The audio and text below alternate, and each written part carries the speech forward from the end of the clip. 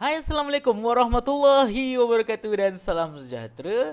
Anda bersama dengan saya lagi, Sir Histrozi. Let Histrozi teach you history. Jadi untuk video kali ini, kita berada pada bab yang kedua, tingkatan 4, iaitu kebangkitan nasionalisme.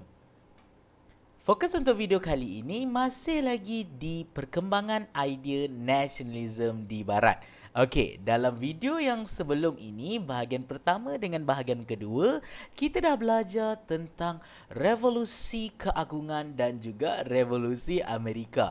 Jadi ada satu lagi revolusi yang membawa kepada konsep nasionalisme, iaitu revolusi yang terjadi di negara Perancis. So kita dah belajar tentang revolusi keagungan, kita dah belajar tentang revolusi Amerika. So kita ada satu lagi, iaitu revolusi Perancis.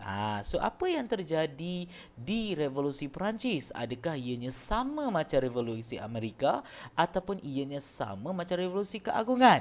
Okey, jadi kita dah belajar sebelum ini. Tolong sematkan dalam minda kamu, rakyat atau masyarakat yang mengalami nasionalisme adalah masyarakat yang mengalami penindasan. Bila mereka ditekan, ditindas oleh pemerintah atau penjajah mereka. Dan perkara ini berlaku sama oleh rakyat Perancis sehingga mencetuskan revolusi Perancis pada tahun 1789.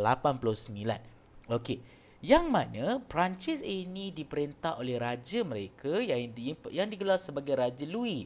Okey, yang mana raja ini mempunyai pelbagai keistimewaan. Biasalah raja kan, raja ni ada keistimewaan hidup mewah.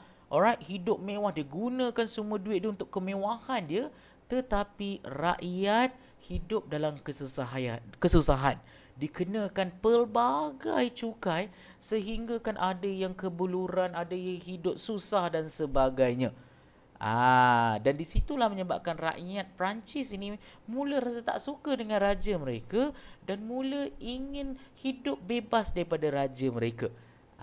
Dan disitulah tercetusnya revolusi Perancis, di mana mereka mula untuk menentang raja mereka menggunakan idea nasionalisme yang memperjuangkan kebebasan, persamaan dan persaudaraan, di mana mereka merasakan kenapa kita kena ada raja?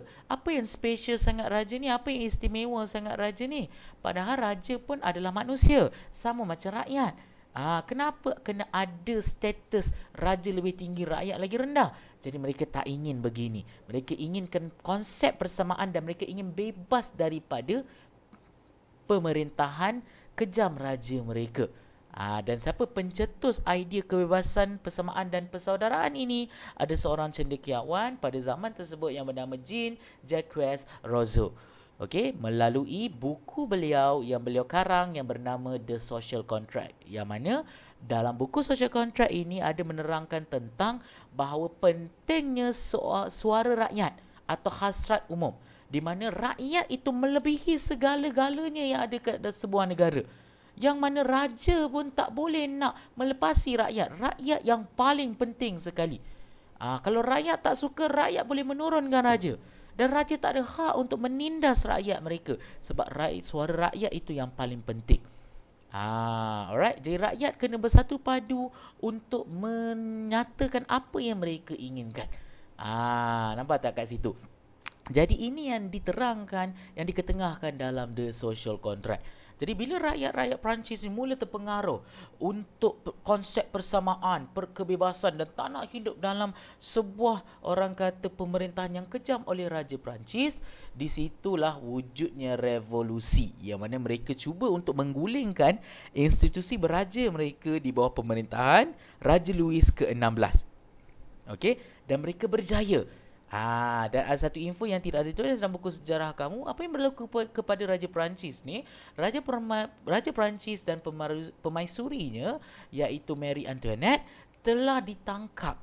Dunianya telah ditangkap dan diarak ke tengah padang. Dan apa yang berlaku? Mereka berdua telah dijatuhkan hukuman pancung di khalayak ramai orang. Pancung adalah potong kepala. Dan situlah menandanya tamatnya zaman pemerintahan beraja di Perancis. Bila Raja Louis ini dipancung, disitulah rakyat Perancis dah tak nak lagi raja dah. Disitulah sistem pemerintahan beraja di Perancis tamat dan mereka mula menukarnya kepada sistem republik yang mana ianya lebih mementingkan kepentingan rakyat daripada raja. Dan kalau kamu tengok konsepnya kat sini, konsep pemerintahan ataupun nasionalisme di Perancis ni lebih kurang sama dekat England, yang mana raja mereka menentang rakyat mereka, raja mereka menindas rakyat mereka dan rakyat mereka cuba menentang penindasan yang dilakukan oleh raja mereka. Cuma yang membezakannya adalah kalau dekat England, raja mereka ditukar daripada raja mutlak kepada raja perlembagaan. Bahagian 1 kita dah belajar, kamu boleh check out video saya di bahagian yang pertama. Tetapi rakyat Perancis dia tak nak. Dia tak nak raja mutlak tukar raja perlembagaan, tak nak. Sebab Raja Louis ni adalah raja mutlak. Tapi mereka tak nak ikut konsep di England. Mereka tak nak tukar raja perlembagaan kepada raja mutlak kepada raja perlembagaan. Mereka kalau boleh tak nak langsung ada raja. Kalau boleh tak nak tengok langsung muka raja ni. Dan itu yang membezakan. Yang mana daripada sistem raja berkuasa mutlak bertukar kepada sistem republik. Dan situ adalah konsep nasionalisme yang wujud dalam kalangan masyarakat di Perancis disebabkan oleh penindasan yang dilakukan oleh raja mereka. Dan itu adalah 3 peristiwa yang mencetuskan idea nasionalisme di barat. Dan lepas ini kamu akan tengok bagaimanakah idea nasionalisme ni mula orang kata tersebar ke negara-negara lain, yang mana negara-negara yang ditindas oleh penjajah, oleh pemerintah mereka mula naik dan mula bangkit untuk menentang penindasan tersebut. Kita akan belajar di bahagian yang seterusnya dalam video yang akan datang. Okey, kesimpulan yang kita dapat tengok dekat sini adalah nasionalisme atau semangat cintakan negara ini, dia akan muncul dalam kalangan kumpulan manusia yang ditindas. Ini kita dah belajar. Oleh sesebuah pemerintahan ataupun penjajahan. Kalau ada pemerintah atau penjajah itu menindas rakyat mereka dan rakyat mereka tak suka, rakyat itu akan bangkit menentang penindasan tersebut. Di mana rakyat yang tidak akan berusaha untuk mendapatkan hak dan kebebasan yang sepatutnya mereka miliki. Dan itu yang terjadi dalam setiap negara-negara yang ada nasionalisme. So nasionalisme di negara lain kita akan belajar dalam video yang akan datang. Dan at the end kita akan fokuskan, kita akan sampai ke nasionalisme di tanah Melayu. Macam mana pula negara kita boleh menentang ataupun boleh ada nasionalisme, dan bagaimana cara negara kita atau pemimpin negara kita mula menentang penindasan yang dilakukan oleh penjajah kita. Alright. Dan saya rasa sampai di situ saja video saya pada hari ini. InsyaAllah kita jumpa lagi dalam video yang akan datang. Let history teach you history. Itu saja. Bye.